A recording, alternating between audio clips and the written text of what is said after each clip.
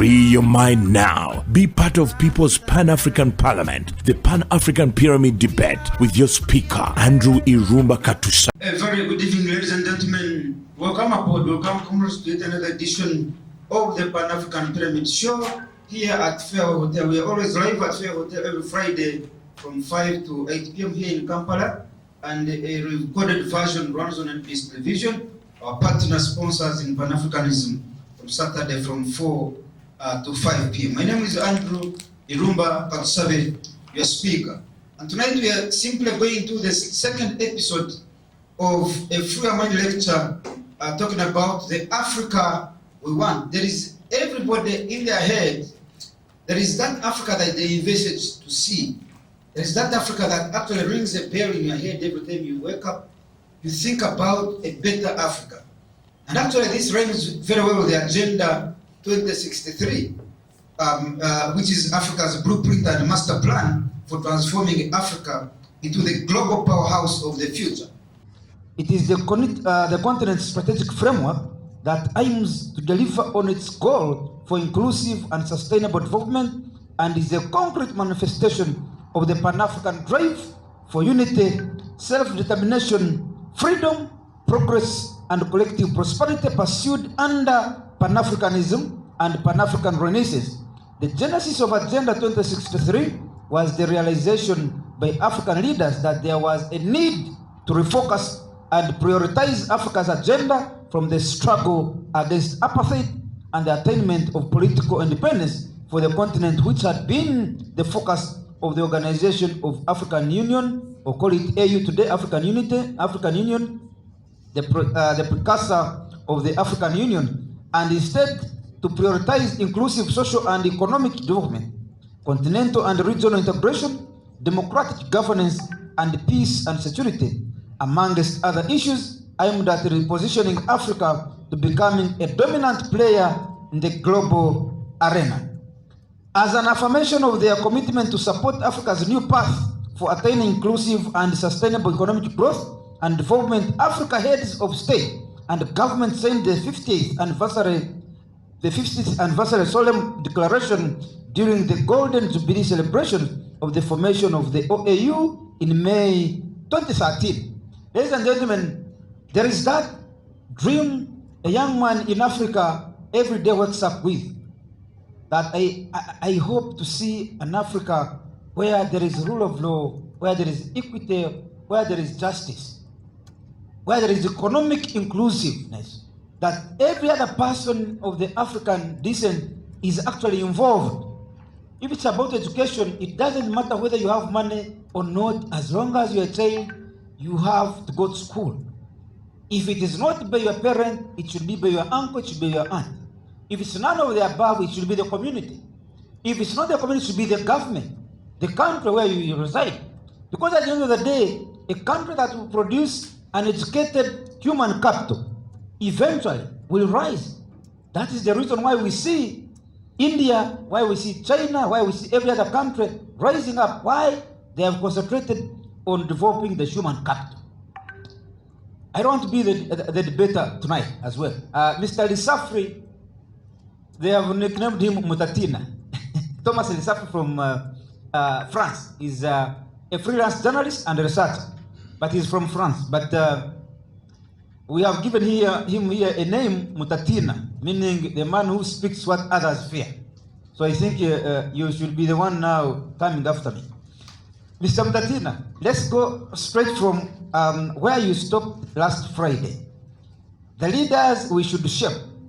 The leaders we should shape where the future African leaders should be focused. Who is that leader? How should that leader be brought up? How should he focus the country or the continent? What are the people in that continent supposed to be doing at your age as youth in order for us to focus there? Are you supposed to be in a bar right now? Are you supposed to be somewhere sleeping? Are you supposed to be focusing on issues that really mean the world to you? If you dream of having a prosperous continent, a prosperous country, what is that you're supposed to be doing right now so that you begin now? Instead of you blaming the leader, maybe you should be the one leading the leader. Because remember, Africa is 1.3 billion people. Correct. We have 54 leaders. It means you are many by far than the 54 leaders. So how about the 1.3 billion people lead the 54? If they don't have the vision, show them the vision. Take it home now. Be part of People's Pan-African Parliament. Thank you so much. Thank you so much. Yes, today is a very important part because I believe this is where we're going to try to understand how do we keep our enemies low and how do we keep our leader accountable so we deliver that future of prosperity Irumba have been speaking about. Thank you so much once again for having me here. And I'm just going to start recapping what we said last week, because last week what we stated was that it's not only about leadership, it's also about the past, right? And what is the situation of the past that the leadership of today will inherit? People of your generations will have to deal with a certain type of Africa, not the same Africa that the first leaders of independence dealt with, for instance. Not the same Africa that leadership had to deal with 200 or 300 years ago. It's really important we understand the situation has been shaped by one important forces. Whatever we like it or not, whatever we want to call it or not, capitalism has arrived in this continent with colonialism. They came hand in hand and they have divided us. They have divided the continent into class. When now we have a strong elite, right? An elite that is feeling so entertained in certain countries that they think they can do the most gabjik, the most ridiculous things in front of everyone and no one will challenge them, right? We have seen that leadership. We have seen a leadership that have been stealing so much money from the continent and come to Canada, come to the United States, come to France to spend it, right? The son of Mr. Obiang, current president of Guinea Equatorial, for instance, used to like driving his Ferrari in Champs-Élysées in Paris. One day he killed someone on the Champs-Élysées. No one could say anything to him because he had a diplomatic plate, but that's the type of arrogance that those class introduced by capitalism has made in this continent, right? This did not exist before. So we have to front the reality that the continent is divided into class and that certain class have an interest into keeping Africa low, okay? They benefit from it as we speak. It is really important we are clear about that. Some people benefit from the current situation. It's not like we all down. No. Some of us are, some very, very few are living their best life. So it introduced some class. It has introduced, as we said earlier, another element, which is that now we are all used to have African wealth being made somewhere else. So our petrol will serve the great rocket of Ukraine or of Palestine or Israel or the tanks of China or the deployment of Japan. Technology, our resources serve the world. The gold from here enrich other people. The diamond, the cobalt, make other people make smartphones, make laptops, make networks, right? So we are used to that, but we know that the next generation of leadership will have to tackle that. And we know there are already some of them tackling it, of course, but it's a long path, because it's 200 years of this. It's 200 years of the world coming to Africa to save itself.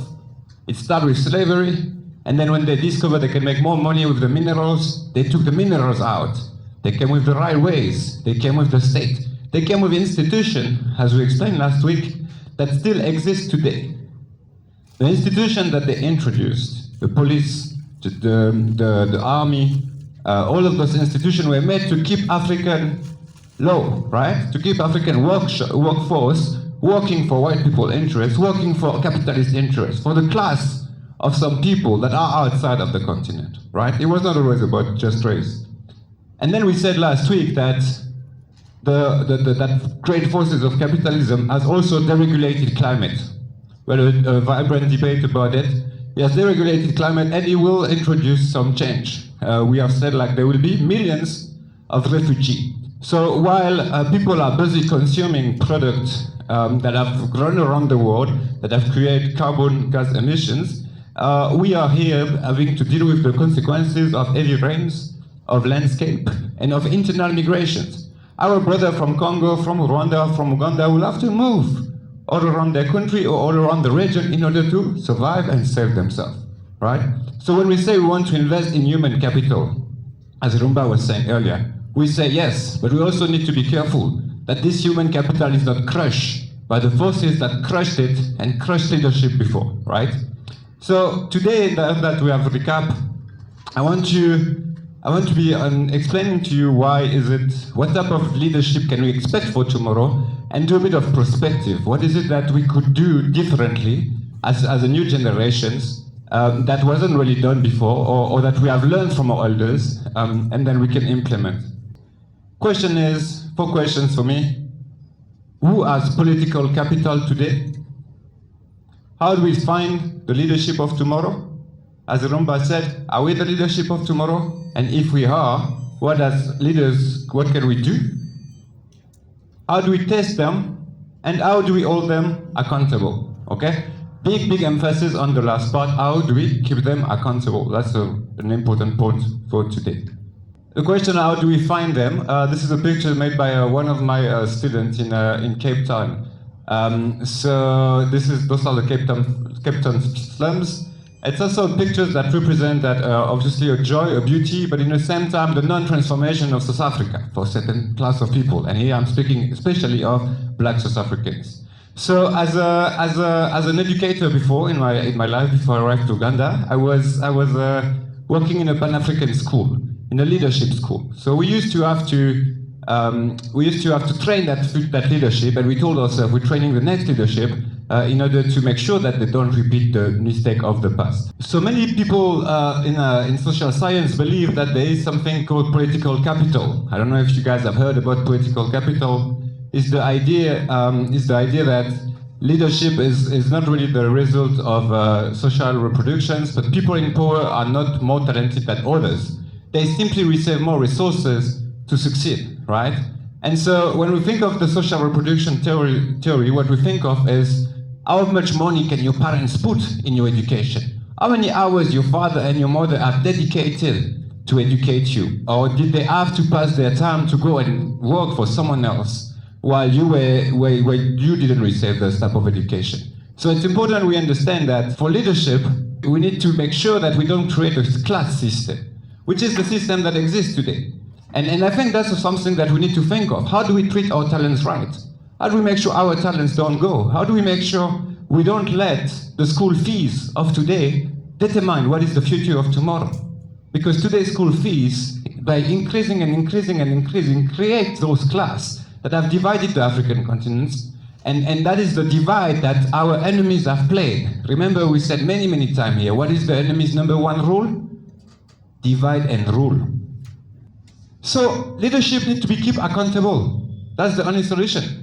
The only thing we can do is to make sure Accountable leadership. Accountable leadership. Making sure that it's not just about what you say, but it's about what you do. What do we see? We see people kneeling him, right? And we see him tall and strong in front of them. I'm not going to come and tell you, Amin was a great president, or he was a bad president, or he was the left or right. I don't know. That's for you guys to decide, right? But what I'm telling you is that he had a certain way of trying to keep the interest of the enemies accountable. He has a certain way of trying to push his enemies away. I'm not saying he always did the right choice, but what I'm saying is that pictures represent something. He had correctly identified his enemies. Correct. And he had known how to handle them, how to deal with them. He had sought the solution for them. And handling our enemies is a key for the future. Let's not get naive, guys. I repeat, there is people outside of this continent making millions of euros every week, every month. Go and check the gold mafia. Have you guys checked the gold mafia? The gold mafia on YouTube, Al Jazeera, tap the gold mafia, go and check. You will see who is making money outside of the Zimbabwean gold. It's not Zimbabwean. Spoiler alert. It's not Congolese getting rich outside of Congolese resources. It is not. So what I'm trying to say is that people that are making money with this continent are going to be here today fighting us back. That is clear. And the only way we can fight them is not with money, because they took a lot of that wealth. It's to be educated, it's to be organized. Africa don't agonize. Organize. Africa don't agonize. Organize. Thank you. So with these pictures, we need to think of how do we keep people accountable. And how do we keep leadership accountable? There's one word for it. One key word. And it's a word that is a bit boring. It's not as fancy. It doesn't not really have the quality of other social media buzzword. but the word is institutions. Institutions. Institutions. What we need to keep leadership accountable. Building strong institutions. Building strong institutions. Not just institutions. Yes, Because correct. Africa has institutions. Yes. But are they strong? Correct. So building strong institutions. And empowering the institutions that were here before and that were functioning to rule the society, to organize the society, to introduce respect and value between each other. All of those institutions, and all of them have been destroyed by colonial time. Some of them still survive because they are strong. We need to empower institutions. Old institutions, new institutions, hand in hand, but institutions are what is going to handle leadership. Without strong institutions, tomorrow's leader can come and do a lot of nonsense, a lot of stupid things, right? So leaders with long political career, I think it's important to understand that we need leadership that have that experience. That was I was trying to say with the Tilly's argument. We need leadership that have done things for the people before they arrive in leadership, right? Before they arrive in power. We need we need institutions such as a strong parliament. It's important to have MPs. It's important to have MPs that will handle policies and that will say, no, this type of policy will lead to this and this in my province. Do you think currently every MP has a great understanding of what's happening to his people, to his populations? I'm not so sure.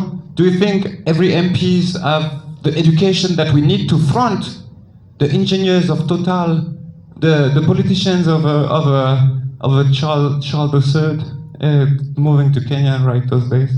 Do we think, no, we need to make sure that our leadership is being able to keep also our enemies accountable and look at them face to face and intellectually build it. A solid press and a freedom of speech. This is really important in Rumba, you know that? Yeah, sure. You know that, a solid press, freedom of speech, like we're doing here.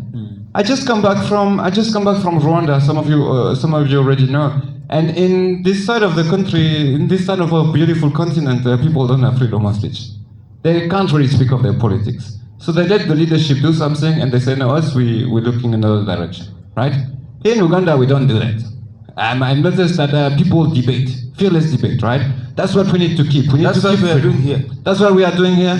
That's what we're going to push. And when the leadership tell us, no, we're going to do A, B, C, D, we said, wait. Why? And we try to understand the root cause of what we're talking about, right? Solid press and freedom of speech. It is important to know that we can challenge our leadership. Our leadership is not just our elders.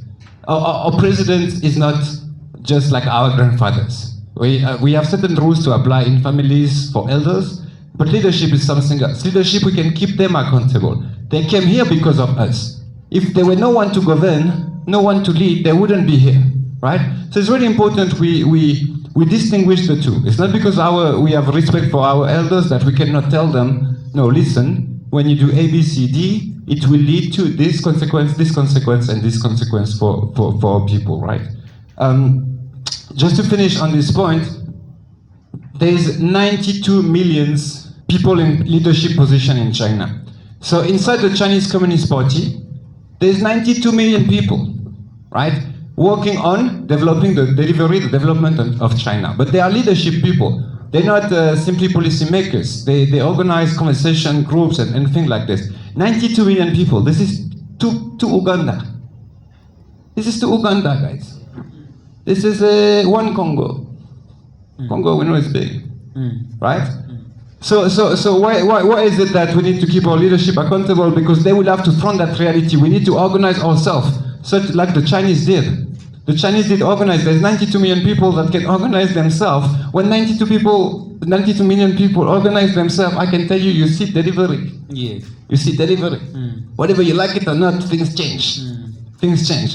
Here we have these tendencies of saying like, no, we need to keep a small group of people involved. Not everyone should know what's happening, blah, blah, blah. No.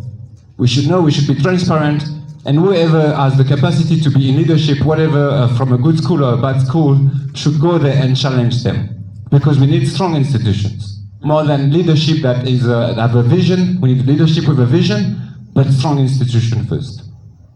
Thank you. In Southern Africa, for instance, the African National Congress, the ZANU-PF, the MPLA before in Angola have had the capacity to do that elite and that strong elite to play for the people, and they become an important element because they become an important instrument of elite discipline.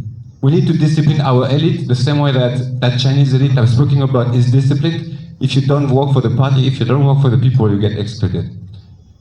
And then we're going to finish with a quote of Sankara. Because I have posed a lot of problems, I have explained a lot of issues, I've tried to disentangle what is it that we can do, what is it that we hope we can do, what is it that is feasible, what is it that is not feasible. But one thing that Sankara told us that is currently really the most important message of this presentation is that we must dare to invent the future.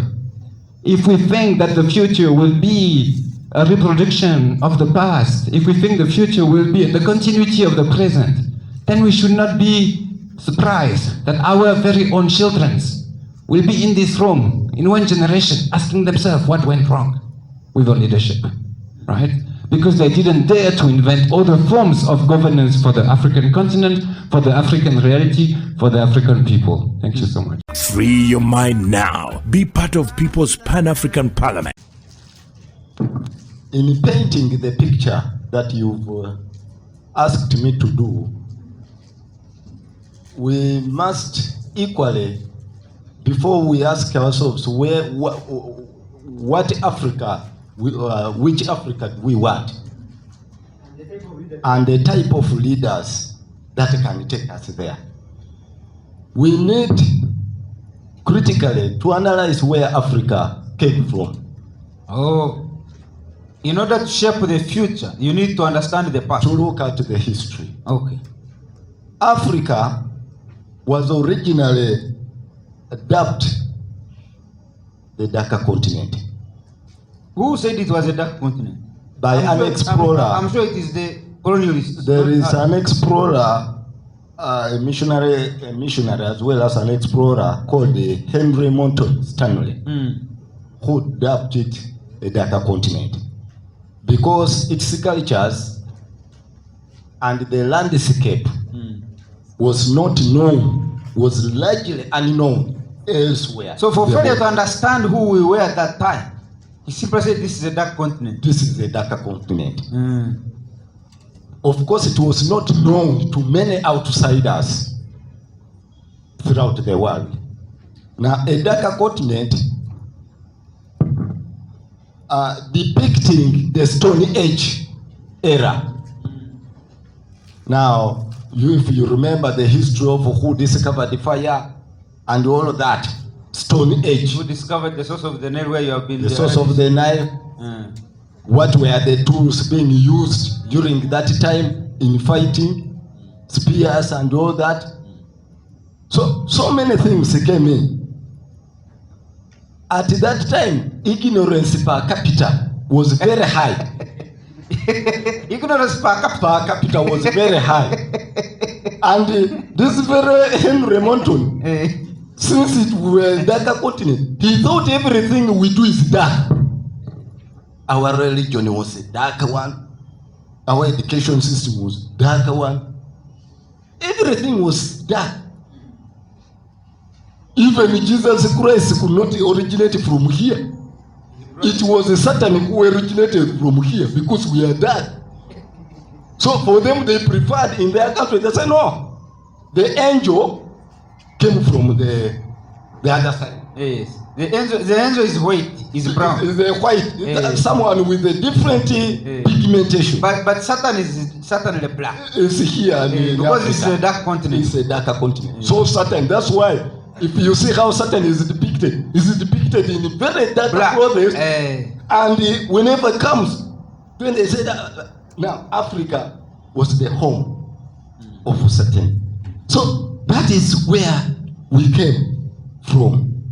Now, the contemporary world is now changing. We are seeing different opportunities coming in, and we're also seeing the challenges also coming in. Now, with the contemporary world, we are seeing opportunities in technology, changing things. We are seeing politics.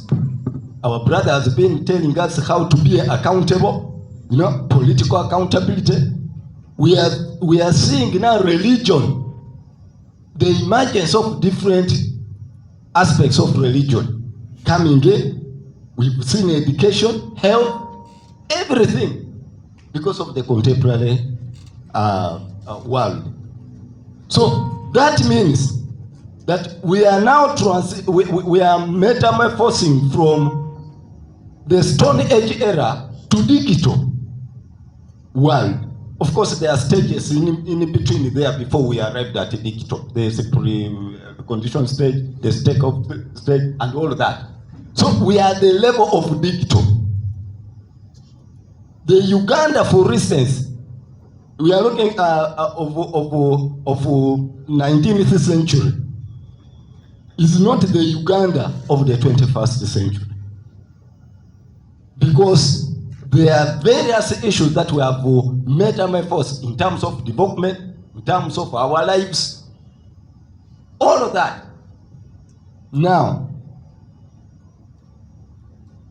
what are the key important issues that we need to do if we are really encourage our youngsters to love Africa, or the Africa we want?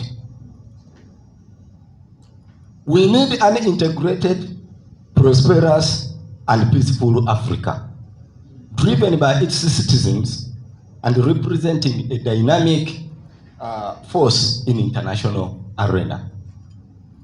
Now, a prosperous Africa based on inclusive growth and sustainable development. Sustainable development, looking at an industrialized economy, looking at high standard of living, looking at ending poverty, inequalities in income, job creation, access to better necessities of life, adaptive to modern agriculture, and increased production.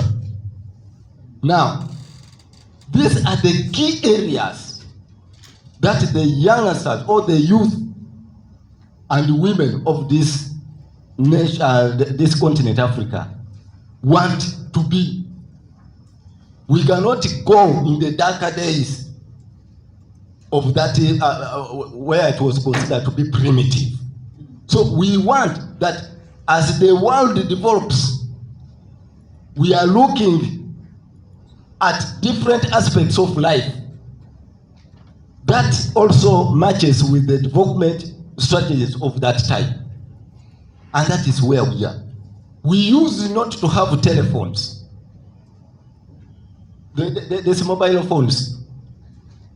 We had of course, it started the communication, the way of communication during the pre-colonial. It was just by word of mouth and signs. If you want to, in the villages there, if someone makes marua and is asking a neighbor to come and take the marua, he doesn't simply shout that he come and take.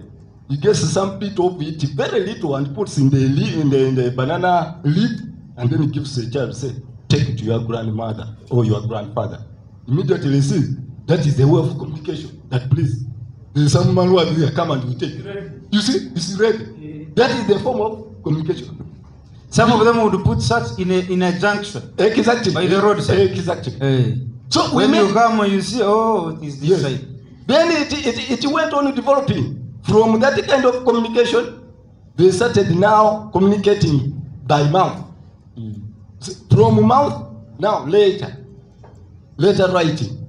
And from letter writing, we use it. That is now in the Uganda of 1960s. That's where we had the Uganda Post and Telecommunication. Now, we need to see Africa, which is matching with the contemporary world of today.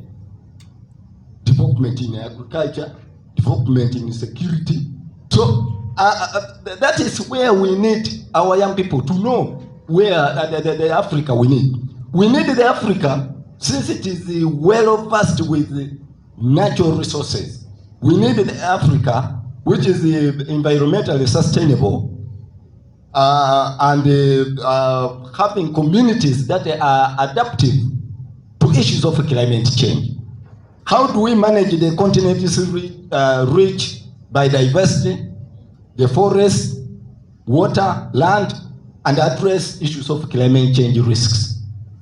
We are very aware that environment and natural resources in Africa is the bread and butter of Africa's rural poor. Because their dependency, especially on energy sources, is entirely on natural resources. Now, with the issues of contemporary opportunities coming in, e.g. industrialization, technology, we are seeing issues of climate change. That's why people are getting very old, you find, very fast because of issues of climate change. Do you know that? Someone is 40 years, but you may think he's 70. Because you have destroyed all of the environment, those crops play very, very important in the life cycle of a human being. In India, last week they have closed the schools, primary schools. Yes. Why? They no longer have enough clean oxygen to breathe in. The air is polluted. They have very polluted schools in India. Yes. You are very right, Mr. Chairman. We also need an integrated continent which is politically united. Politically united. And based on the ideals of Pan-Africanism. Now and the vision of African. There comes the problem, because when you say a united Africa politically, and you have your boss who has been here for longer than any other, do you think if we say, okay, let us unite and we allow Kagame to be the leader, do you think the man will allow? No, I'm specifically referring to the nation states of Africa. Each nation state, if we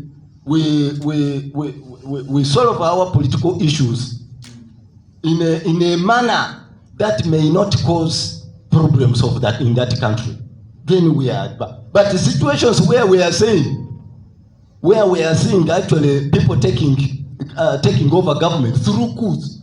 Someone wakes up and he goes to the elected president and says, Mr. President, you are no longer a president. You are a military leader. But you are telling the president, Mr. President, don't go anywhere, remain in this house. You are not a leader from now to today. You know, that kind of thing, I think is not good for us. We need to focus on liberation, political and economic independence, and self-reliance. Yes. So, an Africa with a universal culture of good governance, democracy, and respect of human rights, justice, and rule of law is what we need. Because there are countries where leaders rule by law, but not within law. There's rule of law and rule by law. Rule by law, someone just comes and puts a decree. We don't want this today. Rule of law and rule of law. So most African leaders are using rule by law. By some, most not rule of law. Yes, rule by law, where it just comes as like Ahmed used to rule by law, not rule of law, because the constitution was there, but he could wake up and say Indians leave the country. See, so if we have, he gave them 90 days. Is that really? By 90 days, you are traveling how many kilometers from Africa to where you came from? So I think where did you come from? How long did it take you to come to Africa? Why is it taking you 90 days to reach where you came from? Well, I think we should not go in that. Theoretical. Coming you took 24 hours. Going back 90 days, and you're saying, where am I going? Well, but yes. Now we are looking at what kind of Africa that we need. And of course, as I've said earlier, that a peaceful and secure Africa with the mechanism for peaceful prevention and resolution of conflict is the way to go. Dialogue, the culture of dialogue is very, very important. Africa, whose development is people-driven. No, people relying on the potential of African people, especially the youth and women, because this is the population that is energetic and can enhance development. Finally, Mr. Chair, we need leaders because this is now the part of what kind of leaders do we need. We need leaders who are more effective, responsible, and visionary, who are able to make and enforce right policies to tackle the complex problems of this age. Issues of problems like corruption, climate change, poverty, disease, and ignorance. Thank you. Mr. Chairman, we are very much aware that in most of the nation states of Africa, poverty has become, actually most of them have become permanent relatives of poverty. Most of them, Permanent relatives. they only get paid temporarily, then they go back to their poverty. And the others, because of issues of corruption, they have also become permanent cousins of corruption. They can't do without it. At least one of them is a cousin of corruption somewhere. And that is where we are aiming. So we need leaders who are visionary, who can be able to use rightful policies to tackle this. Thank you so much, comrades. Free your mind now. Be part of People's Pan-African Parliament. To begin with a very simple example, there is the Right Honorable Speaker, the former RDC Ginger City, and my Mutoro friend Mutatina. That constitutes a whole different generation. And there is also our generation. Now, your generation has its own story. We refer to as history. And our generation also must create its own story that is not independent from your story, but seeks to benchmark so that we know. It's simply a continuation. Yes, a continuation of the past. We look at the past as a point of reference so that we can be able to forge our way forward. I would be stating facts on this very podium to tell you that majority of Africans are not living, they are simply existing.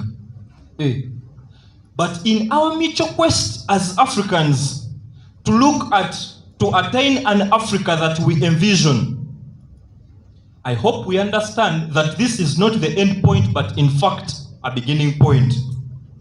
Hopefully, I am making a valid argument if I say that Africans need to mobilize the right mindsets to help her in every way to leave the situation of permanent stagnancy and helplessness that Africa has bestowed upon herself.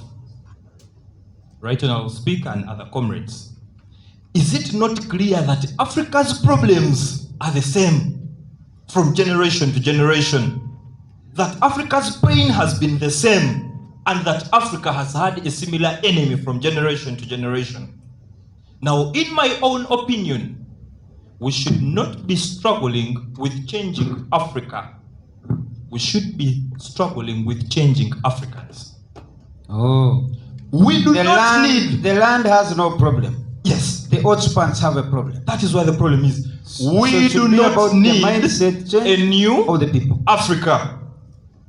We need new Africans with one, renewed mindsets.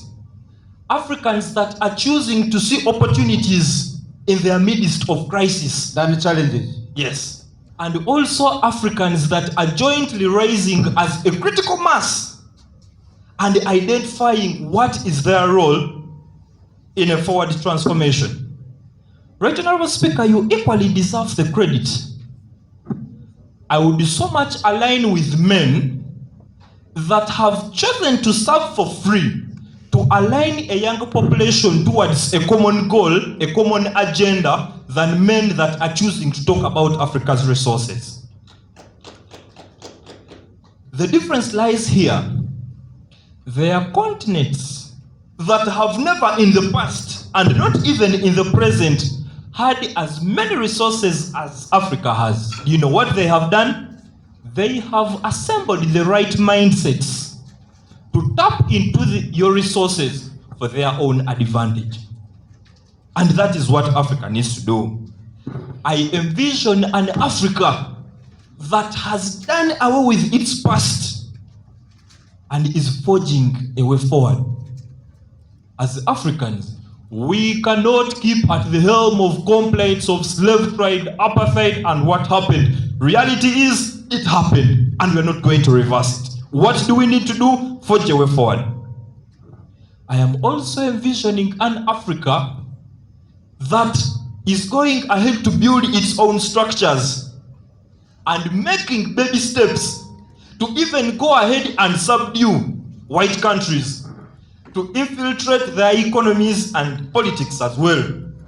And even colonize them if we can. Yes, exactly. That is the Africa we should be envisioning. One day we should colonize France.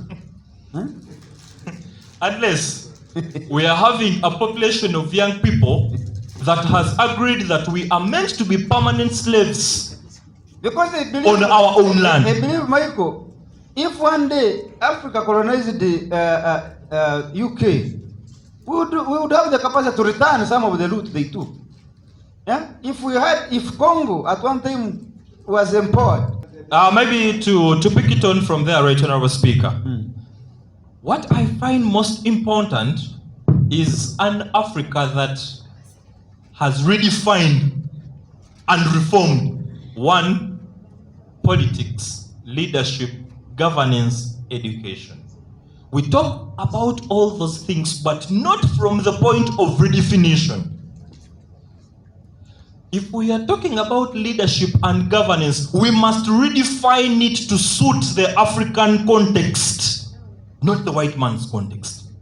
If we are talking about education, we must redefine and reform it to suit the African context and our trend. Not an education system that keeps you in school for 3/4 of your life. You go out even more confused than you entered. And the same education that teaches you that your problems can only be solved by white men, you cannot solve your own problem. I tell you, that is not our education, and we need to throw it away to education that serves the purpose of we, African children. In the interest of time, the narrative has to change. The narrative about Africa, everything about your sports, everything about your service delivery is wrong. It is a narrative that the other section of the world pushes to make you feel inferior. Now, for us to be able to challenge and compete with the global industry, one, we need to continue to preserve the essence of being Africans. Not young Africans that wake up each day and they think to be successful is to go to white man's countries to do casual jobs. Africans that want to develop, to improve Africa. And Right Honorable Speaker, I think that these and many more other recommendations that other speakers have highlighted would be a very proper extinction of Efrosina Sinihili purification. Really? To sum it up all, talking about the leaders that we want, the theorem of a cockroach. If you ever spray your house with doom to kill cockroaches, and a human being drops dead, perhaps you will be right to think that human being was a cockroach. The moment African states break loose the systems, leaders that are going to break with the broken systems. Free your mind now. Be part of People's Pan-African Parliament. We have a saying that goes, a nation or a generation that ignores history has no past and has no future. A nation or a generation that ignores history has no past and has no future. So the Africa we want, what kind of Africa do we want? An Africa where Africans are conscious of who they are. I think I've heard about what you call black consciousness. Knowing ourselves as Africans, knowing our history. Actually, they are the Africans who civilized the white men, who civilized the Greek. If you know your history, you have ever heard about the Kemetic civilization. The Greek used to come to Africa. By then, the ancient Egypt, when it was still under black men, the Greek and those other civilizations, they used to come to African land. And you are all aware that the first university in the world was University of Timbuktu in Mali. It was the very first university in the whole world. And we had a lot of books, and we still have those books, just that our history has been conquered. So the Africa we want is an Africa where Africans are well conversant of their history and they know their power and strength. So education started from Africa? Yeah, it started in Africa. But the problem is that... So civilization started from Africa? Yes. So, Mr. Speaker, what I'm trying to mean there is that today we have a problem of what we call miseducation. Miseducation? Miseducation. That's what we are experiencing today in schools. And if we realize that and work on our education system, we can be able to go forward as Africans. Also, we have talked about, one of our comrades here talked about the points that are well articulated in the Agenda 2063 of the African Union. For example, when we talk about security, the solution to security is unity. Today we have very many militia groups in Eastern DRC Congo. They are all there to exploit and loot the African resources. So if we attain unity, that means we shall be able to build a strong army, a strong currency, and we shall be able to prosper as Africans. And this can be done by us young Africans. It can be done by us. There is no any other person who is going to come and save us, but it can be done by ourselves. Thank you. Mr. Speaker, also talk about the system that we are in today, the capitalism system, which is causing more problems. We have today the rich and the poor. There is a big gap between the rich and the poor. So we have to work on that one. If you have revolutionary leaders who are really serving the interests of the citizens, they have to work on that. Free your mind now. Be part of People's Pan-African Parliament. I wanted to begin by quoting a quote from one of the foremost revolutionaries on the continent. And it was like, the revolution is victory. Failure belongs to reactionaries and counter-revolutionaries. All of us in this room are descendants of the world revolution. It's an international revolution to end imperialism and subjugation of the humanity under a rule of small people. Today's topic is very interesting because it speaks about the Africa we want and the leaders to take us there. The Africa we want is one that works for all of us in terms of the political systems, economic systems, and the social systems. The political systems, when we talk about political systems, most people talk about democracy, an idea that was brought here and it's bringing a lot of confusion and division among our people. That's why when you see progressive leaders, the likes of Thomas Sankara and the rest, did not believe in such systems. And one of the first things he did was to ban all political parties and establish unions that unite the country.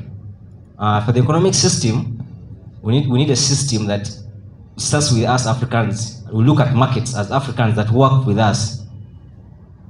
Today, most people, when they are innovators, even in Africa here, when people are innovating items, they first look at markets in Europe and Americas, but without looking at the home ground first. When you look at countries that are developed, they started with their own markets. For us here, we have an advantage that Africans usually coordinate easily. We have Sudanese, we have Congolese, and that's how we should start. We start with the regional integration before we think of unity. If you talk about African unity, we start with the regional integration. East Africa, West Africa, the SADC. If we can unite those, then the unity of the whole continent will be achievable. Free your mind now. Be part of People's Pan-African Parliament. One of the problems that we are having in Africa is what my great hero, whom I'm proud to call myself, Sankara. He said that Africa to be transformed, we do not need only education system, but we must put up systems and build them such that they help Africans to change.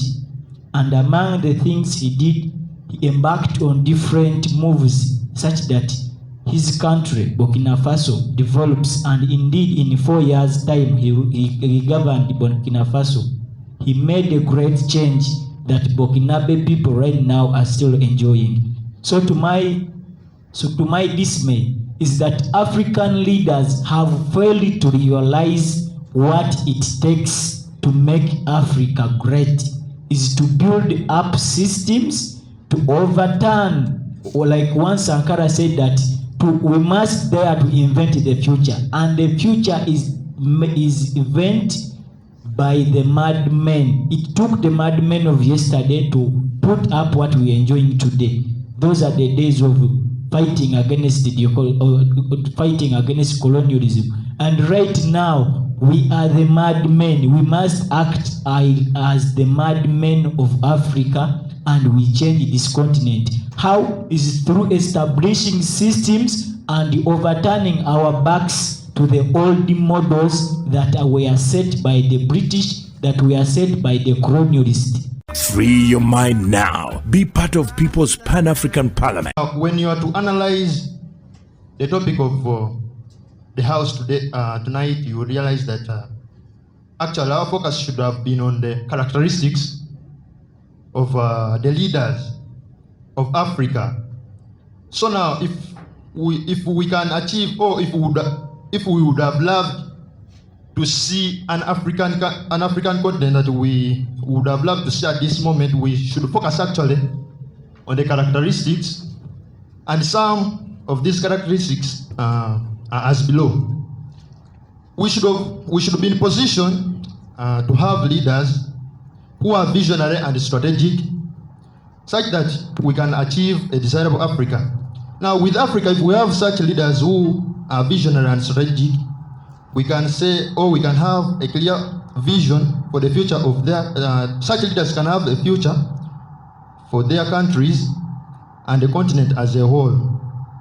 They can as well possess a long-term thinking, setting, and they can be in position to have strategic goals and be in position also to formulate ambitious and achievable plans to address the pressing issues of Africans. You see, this world suffers not because of the violence of the bad people, but because of the silence of the good people. Free your mind now. Be part of People's Pan-African Parliament. The problem of Africa, just as it has been articulated before, it's simply just of that of bad leadership. So, Mr. Speaker, before I start my submission today, I would like to give some of the brief history about how Africa has existed and some of the great leaders that we've had right away from the past. So Kwame Nkrumah in 1963, while he made the Addis Ababa group, the group that the first OAU meeting, he says, let us not live here without one currency. Let us not live here without one foreign policy. Let us not live here without one united Africa. And I suggest that this united Africa, the capital city, be Kinshasa in DRC. So these people did not listen to him. He also goes on to say that, dear people, the Africans, the 32 heads of state who are present that day, he says, leadership can easily be used to, we can easily get used to power. And therefore, let us not get used to the four vices of power. And that is pomposity, prestige, and power. So they didn't listen to him. And indeed, these are the problems that we are facing today. The Casablanca group, led by Nyerere, also suggested that they deterred somehow from what Nkrumah had suggested. Because Nkrumah had an idea of saying, let us have one united Africa. Nyerere says, let us unite slowly by slowly through these small economic groups, the COMESA, the ESC, and ECOWAS, name them but a few. So they did not listen. And this is what we are facing today. So, Mr. Speaker, the problem, the solution to what we need now is just one that we have had in the past. We need resilient leadership. Leadership that has an agenda. Someone leads for 5 years, and after the 5 years, he's evaluated by the people that selected him. What has he done in those 5 years? So, Mr. Speaker, if I'm to end with this from Lumumba, Lumumba suggests that if we could have leaders, just like he said in his speech, leaders like John Pombe Magufuli. We looked at what he did in the 5 years and how he transformed Tanzania into a middle-income status country within the shortest time possible.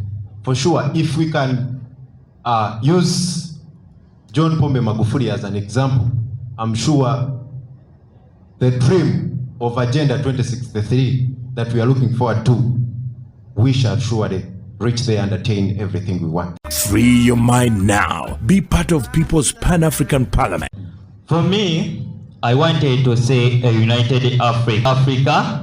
And one of the things for me I've looked at and I've seen it is a very big problem among Africans, which is bringing a disunity are these political parties we have in Africa.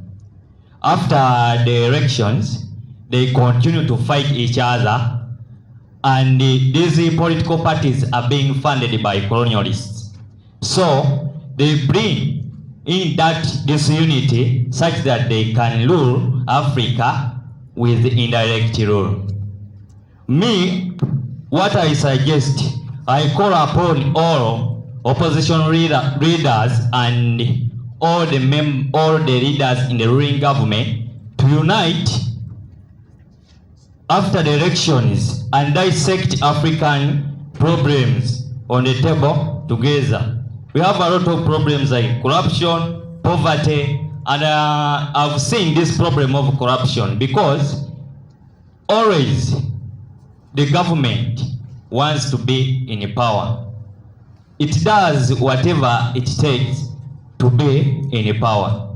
So this increases the rate of corruption, because without corruption you can't keep yourself in power.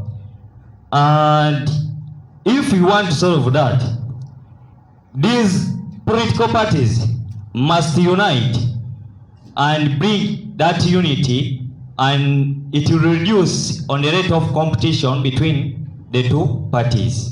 Free your mind now. Be part of People's Pan-African Parliament. Ladies and gentlemen, this week Paul Kagame announced you don't need a visa. As long as you're an African, you don't need a visa anymore to enter Rwanda. There are some Africans who still need a visa to come to Uganda. Mr. Lissafri, you know that.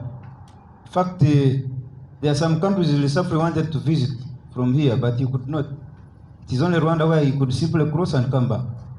You get? So that money that he has spent in Rwanda, maybe 2-3 days, he could have spent in another African country, but that is a barrier now. You cannot go to Kenya, for instance. You must pay. You see? But Rwanda. Now, those are some of the barriers that the Africa we want, you and I should start working for. At least I am happy that I can today report with confidence that there are some African leaders who have actually started walking the talk. Kagame is one of them. You don't need a visa for as long as you're an African to enter Rwanda. That's a step. I have started hearing William Ruto here in Kenya. There's so many things that he's speaking, and I'm loving his speeches. Now I'm waiting for action.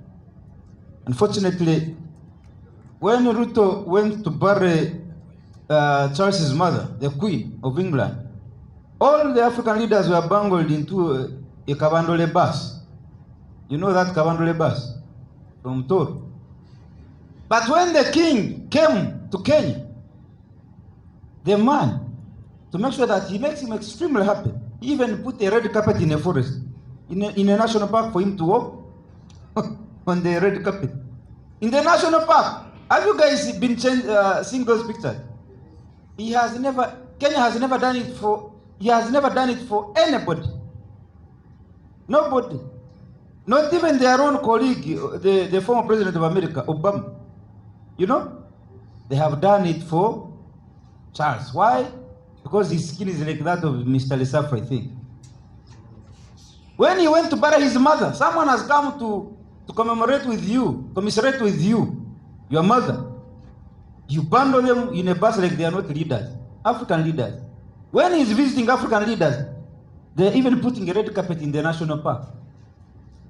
So, are we moving one step ahead and then 3 steps backward, as in the African context that we want to see? William Ruto has been speaking. I want him to walk the talk. We want an Africa where all people are equal. Doesn't matter your skin. Doesn't matter. All of us create an Africa where all people are equal. They are treated equally. The way they treat you there is the way you should treat them here. If you come to my country, so why should Ruto feel so much honored to host King Charles? But King Charles doesn't even feel like there is any head of state in his country. 54 of them. That shows you that there is still some level of inferiority complex on the side of African leaders. That when you go to UK, it's like you have gone to see Jesus. When King comes here, he has come to see like an LC1 chairman. Thank you so much, ladies and gentlemen. My name is Andrew Irumba Katusale. Free your mind now. Be part of People's Pan-African Parliament, the Pan-African Pyramid debate with your speaker, Andrew Irumba Katusale.